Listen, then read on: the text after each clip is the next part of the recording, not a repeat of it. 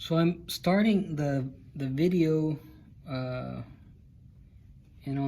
on this video I'm gonna start adding color to the still life that I started yesterday. I have a visitor today. Jaden is here. You can hear him there in the background, so he might join in the conversation and ask questions as I work on this painting. I'm gonna do this one on like the regular setting on the video, and I'll try and do one of the shapes here, one of the oranges, to show how to go from light to shadow. So that will take maybe 10-15 minutes, and then either later on today or tomorrow I'll kind of make another video, but I'll make them time lapse so that it kind of speeds up the whole painting process. I discovered that time lapse feature yesterday, and I think it's good because it it just makes the video go by a lot quicker. I'm trying to show you guys the palette that I have here. For those of you in the Painting 1 class, you can find how to mix all these values on the syllabus. I mean, we did this, the grays, we painted at the start of the semester using those grays. And then when we painted the cool worn, we made these values here. And the other one that you probably haven't made are the orange, the yellow here. So to mix these, you need, this is pure umber, and this is pure yellow ochre. And to get these two is just combining those two colors, and you get this gradation. From here on, it's just yellow ochre and white. And this is the palette that I use for most of my work, and I think that's all you really need. I think it's a very simple palette, and but you can create pretty much any color that you need. The orange that I have on the still life, it's a real orange. It's not a plastic one, but I think I can get, mixing the earthy reds with the yellow ochre, I can make a good orange. I'm putting a little bit of medium here.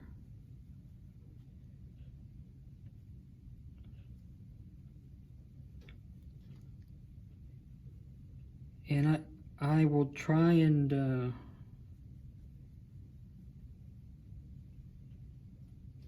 slowly model the orange from light to dark. So I'm gonna start there, like think back to when you were doing the sphere. It's the same concept, but now you're adding a little bit of color. And I don't know if I mentioned this already. Sometimes it's kind of hard to talk and paint. It's like two different sides of the brain when you do this. I don't know if I repeat myself constantly as I'm trying to describe what I'm doing. See, almost same process as the sphere when we painted that basic geometric form.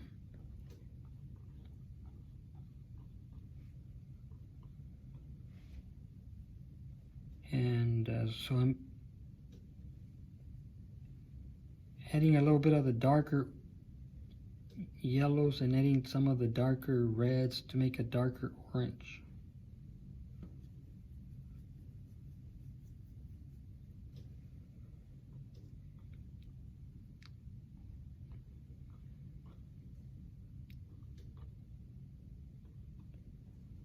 So this value is wrapping around here. And I'll make some adjustments to get it more correct, get the colors more correct here.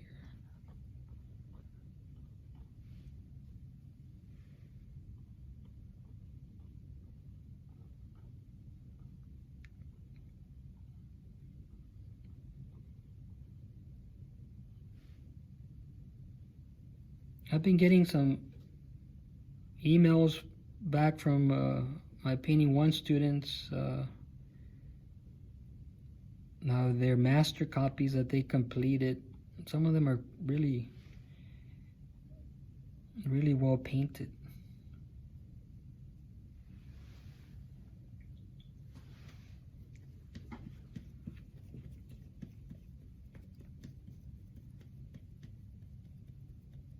So I'm gonna go over it again. It's, you know, the first time you go at it, it's hard to match the actual color that I'm looking at. But once you make a decision, like what I did, you know, I put in some color. I think it's maybe a little too dark, so I'm gonna go over it again and be a little bit more cautious and be more precise. Try to be a little bit more precise with the color.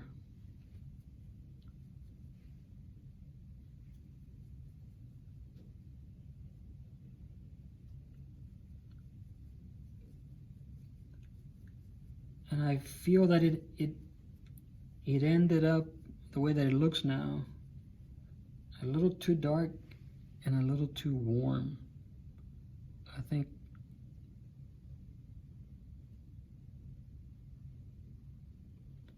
the orange that I'm looking at is more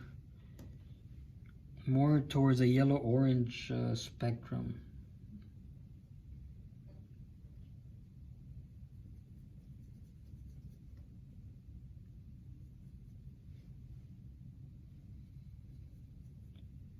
So Jaden, you can ask me some questions as I'm demonstrating here. Okay.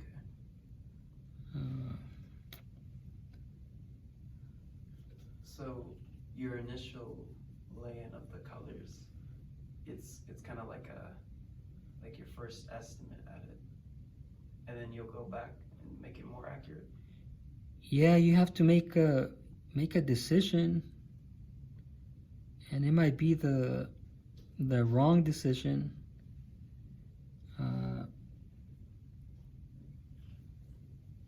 But you gotta start somewhere. You have to start somewhere, so yeah, you just make that decision, then you make adjustments. So you make several passes on. It's Yeah. not just adding color and then moving on. Yeah, it's always going back and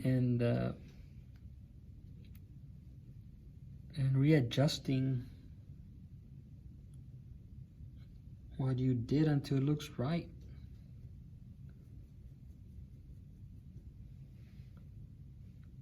So like here, it looks, looking at the orange that I'm painting, it seems that it's almost like pure yellow ochre in this area.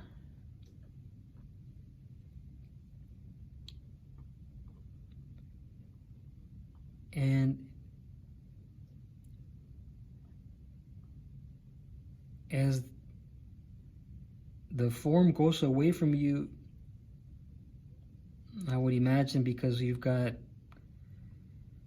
mean, the way that I set up the Stilllife, it's in that shadow box, so I told the students to paint the shadow box black or brown, you know, to concentrate the shadows, the intensity of the shadows. As it goes away from the highlight, it gets cool. So this, I think I can cool this down a little bit. And also, as the form goes into the shadow, the color becomes more cool.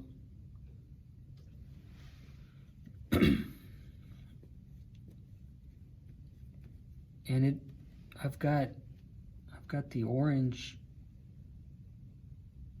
and then as it goes away from me, it becomes more green.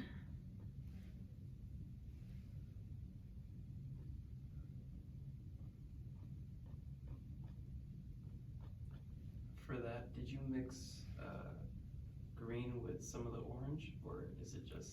I'm fixing to get to the orange right now. Just the darker orange I had on my palette,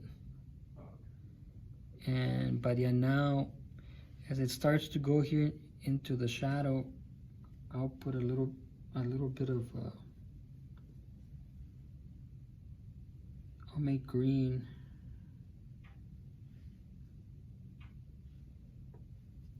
And again, let me see if you can see the palette here.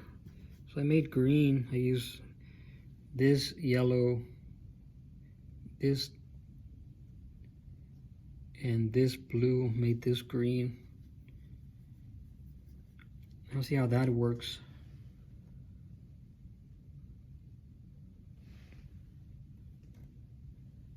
So I'm gonna mix some of that with the orange right next to it. It'll neutralize the orange, and the orange will neutralize the green.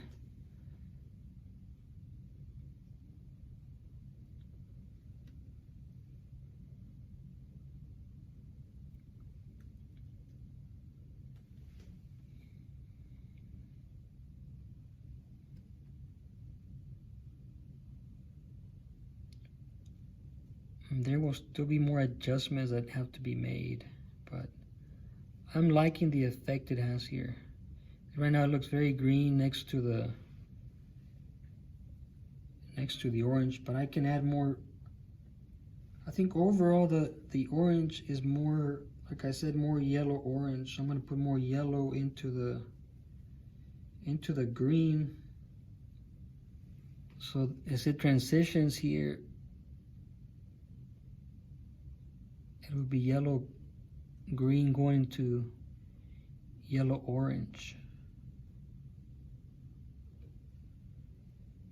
And then in a couple of minutes I might decide that it's all wrong and I'll have to change it, but that's just how it goes.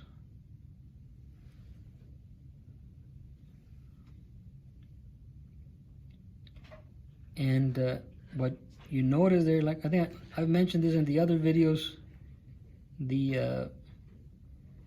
this painting studio is the lights are motion sensitive, so you're very still working on your painting, the lights go off. And so Jaden, he did me the favor here of getting up and walking so the lights would come back on.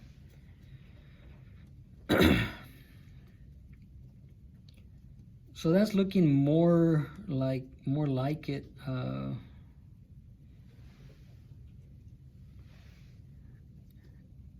So I'm gonna try and go again. I'll start again from the highlight and slowly go until I get close to the shadow here.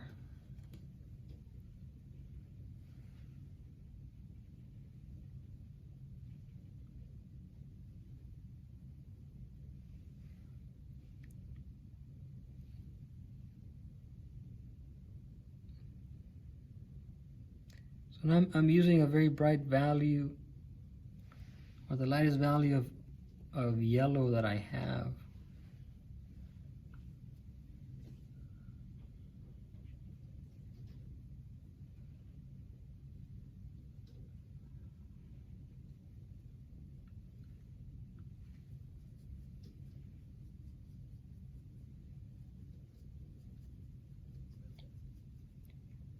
There's a lot of mixing that I do before I even lay down a brush stroke.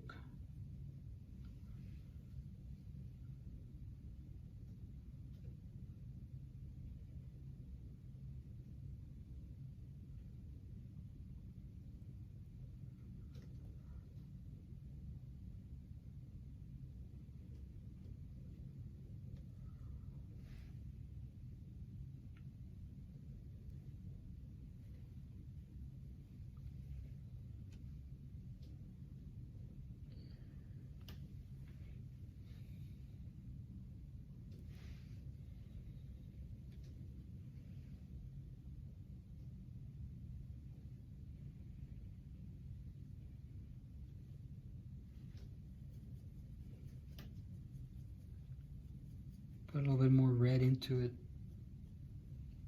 to make it a little bit more orange. See, now I had laid down a green, and now that I put this warmer orange, it pushes that green back, thereby creating that more of that illusion of three-dimensional form.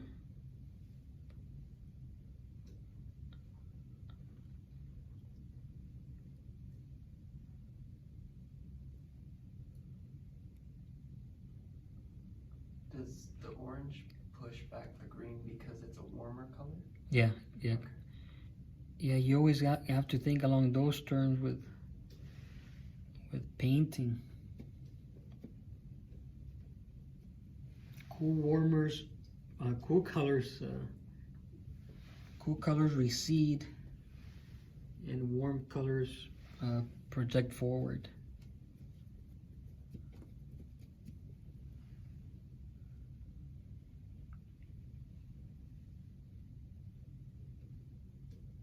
And to get the really intense color with this earth palette, I'm dipping a lot into the pure yellow ochre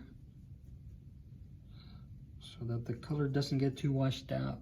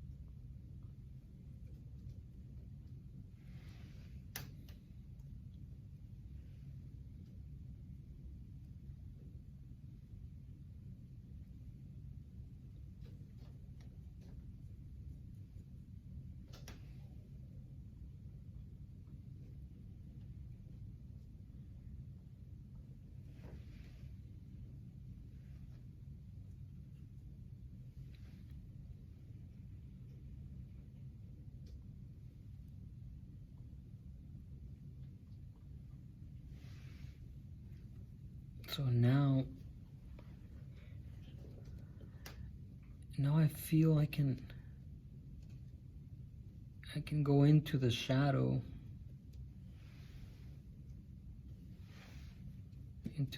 mass. This is the challenging part, like the turning light into shadow. This is where that's where the fun is. It's warm, then it gets cool, then it'll get warm again. I'm gonna push this green. I'm exaggerating it here. I'll go back over it with a warmer color.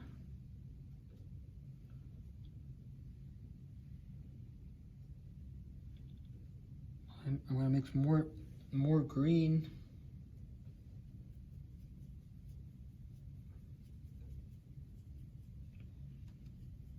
And see, like I made this green here. I like this value.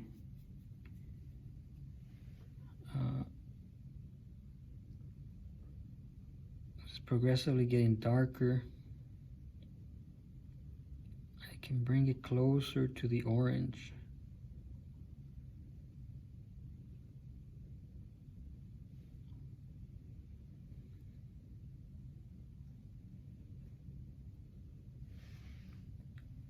But see, I like this value. I made it, with these two. It's a value 7 yellow and a value 7 blue. And see, into it, I'm gonna mix the value 7 red, because I like the overall value. And the red neutralizes the green, and they both cancel each other out. And I'm gonna put this here. See, it's that contrast of warm, cool, warm that creates the sense of of volume and of distance. It pushes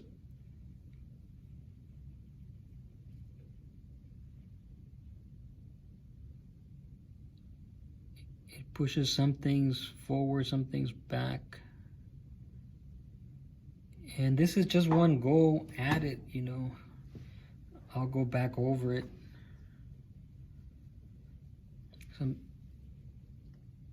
Now I'm gonna try and blend these two together. I mean, I'll do this several times so they blend more precisely.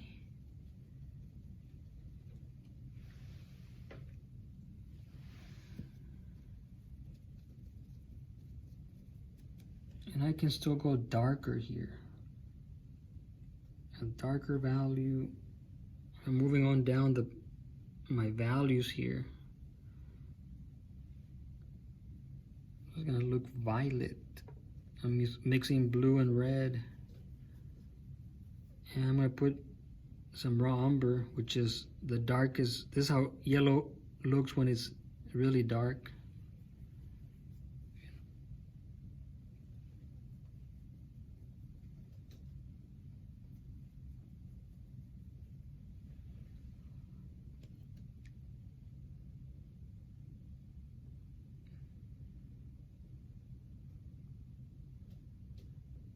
See, all this is happening in the area that is called the turning. This is where the form turns into from light to dark.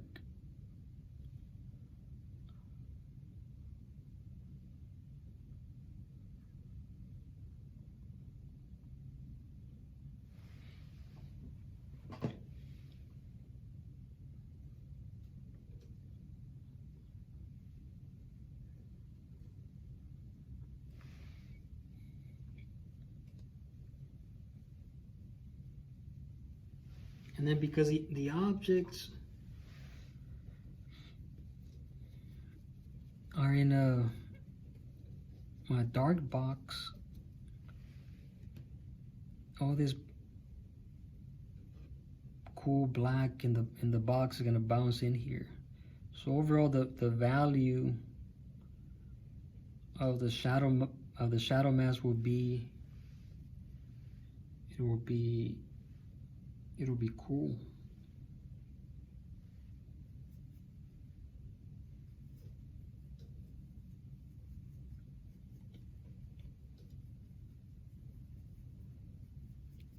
But as I'm working on this, you know, sometimes you have to combine what you see and kind of what you know as an artist, what will probably work better. You know, since I'm painting this orange that is yellow orange in color, you know, this is yellow orange. Its complement is violet, so that's I'm putting in here a violet color for the shadow mask.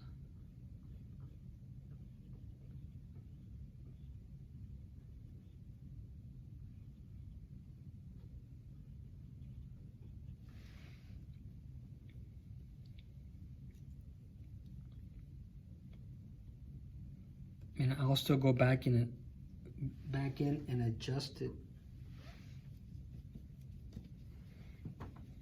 Let me check how much time this is.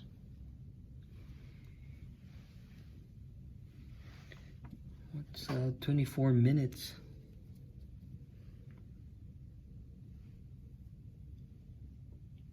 I'm gonna put the dark accent here at the bottom. It still needs more work. I think, see, I've shown you the progression from light to dark, and on the other video I'll do like I said, I'll make a time-lapse video, so this will go by faster. I just wanted to explain this a little bit, because on the time-lapse you can't really talk or it doesn't record your voice. Not, I guess, unless you do some editing, which I'm not gonna do. It'll just take way too long to do that type of video. So there you have it. You know, you got light mask, shadow mask. You know, the cool, you get, it's cool as it goes into the turning, then it gets warm again. I still gotta go back in and put the reflected light. But it would just be, because it's in a dark box, this is gonna be the reflected light here.